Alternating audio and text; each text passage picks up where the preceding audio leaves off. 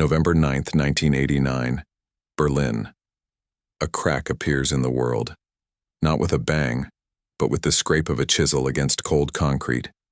A hammer strikes, then another, and another. A rhythm of liberation echoes through the Brandenburg Gate as thousands of hands, once separated by force, begin to tear down the wall that divided a city, a nation, a world. People are dancing on the symbol of their oppression. Champagne corks fly, strangers embrace, weeping with a joy they never thought they'd feel. It's a seismic event, broadcast live across the globe. The definitive end of an era. The undeniable story of the day. But it wasn't the only story. While the world's cameras were fixated on the falling concrete in Berlin, other, quieter revolutions were underway. Hidden in plain sight, dismissed as trivial, these were the whispers that would soon roar louder than any falling wall. In Geneva, Switzerland, inside the sprawling campus of CERN, a physicist named Tim Berners-Lee was hunched over a Next computer. While his colleagues were smashing atoms to understand the universe's beginning, he was trying to solve a more mundane problem: how to help thousands of scientists share their research effortlessly. His proposal had a clunky title: Information Management, a Proposal. His boss had scribbled on it, vague but exciting. What he was building was not made of concrete and rebar, but of silicon and code. It was a digital wall, but a wall with infinite doors. He called it the World Wide Web. At the time, it was seen as a niche tool for academics, a toy for hobbyists, a whisper in a world shouting about the end of the Cold War. Nobody, not even Berners-Lee himself, could have imagined that this vague idea would become the foundation of our global consciousness, a force that would connect, empower, and divide humanity in ways that made the Berlin Wall seem quaint. And thousands of miles away, an even quieter message was traveling further than any human had ever gone. Hurtling through the void, past the orbit of Neptune, was a machine called Voyager 1. It was launched 12 years earlier in 1977, a time when the Berlin Wall stood impenetrably tall. On board, bolted to its side, was a golden phonograph record, a time capsule, a message in a bottle cast into the cosmic ocean. It contained 115 images of life on Earth, greetings in 55 languages and sounds from our planet, the cry of a newborn baby, the crashing of waves, the music of Bach and Chuck Berry. It was a project led by the astronomer Carl Sagan, a profound gesture of hope aimed at eternity, a handshake across billions of years and unknowable distances. In November 1989, as Berlin celebrated, Voyager 1 was sailing into interstellar space, becoming the first human-made object to leave our solar system, a silent messenger carrying the story of a fragile, hopeful species. Almost no one was paying attention. The fall of the Berlin Wall felt like a conclusion. It was the end of a conflict, the closing of a chapter. But history rarely moves in a straight line. What happened on November 9, 1989, was not just an ending. It was a convergence. The political barriers were coming down, just as the technological foundations for a new kind of global connection were being secretly laid. Let's go back. The web didn't spring into existence overnight. Berners-Lee's vision was met with skepticism. The internet already existed, a clunky text-based network called ARPANET, used by the military and universities. It was difficult to navigate, a fortress of commands and protocols. What Berners-Lee proposed was a layer of usability on top of it. He created the first web browser, the first web server, and the language they used to speak to each other, HTML. He posted the first ever website in 1991.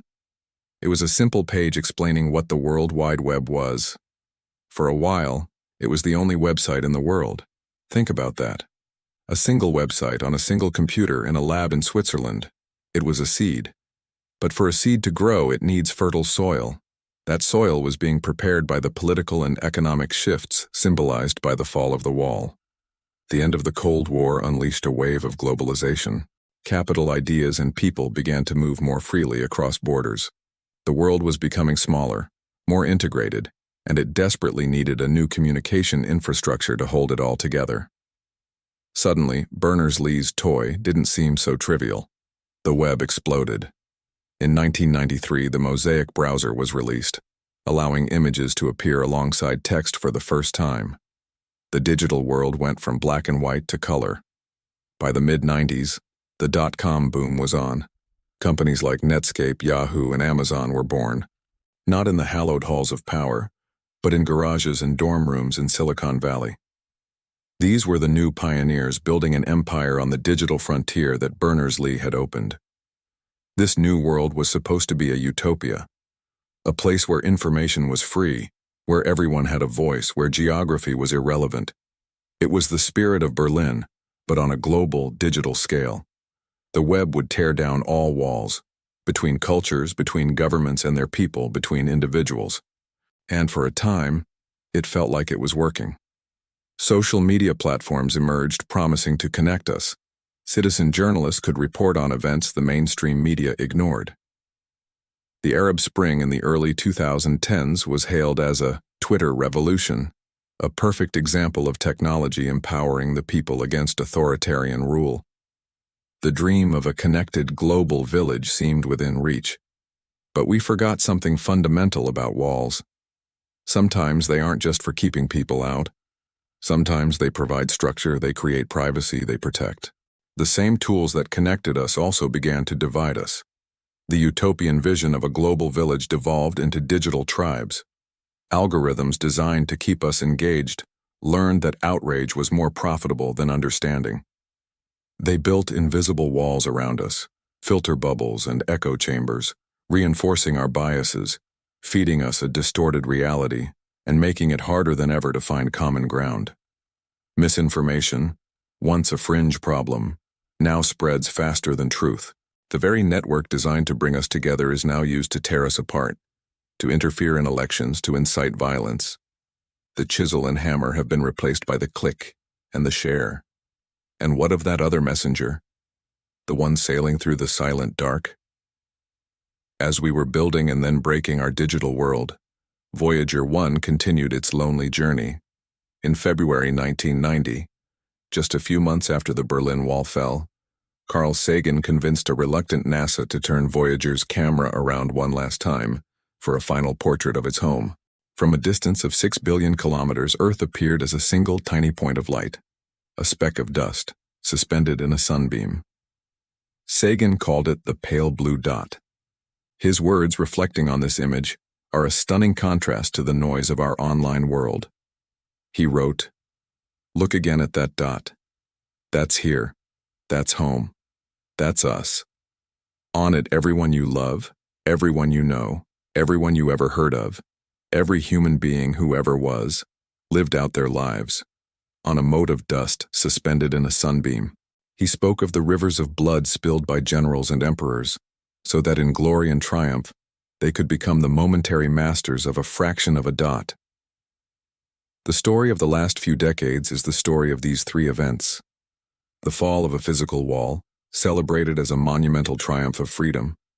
The construction of a digital world, which promised a new utopia, but created new forms of division. And a silent probe, reminding us of our profound smallness and our shared fate. We tore down a wall of concrete only to build 1,000 invisible walls of code and confirmation bias. We connected billions of people, only to find ourselves more polarized than ever. The history of our modern world was not written in the halls of power, as we thought on that day in Berlin. It was written in a lab in Geneva. It was etched onto a golden record, and it began with the fall of a wall, which inadvertently cleared the path for a revolution that would change what it means to be human. That pale blue dot is still the only home we've ever known, and all of us are on it, together. That is the one wall we can never tear down. Thank you for watching. If this story made you think, consider subscribing for more journeys into the ideas that shape our world. We'll see you next time.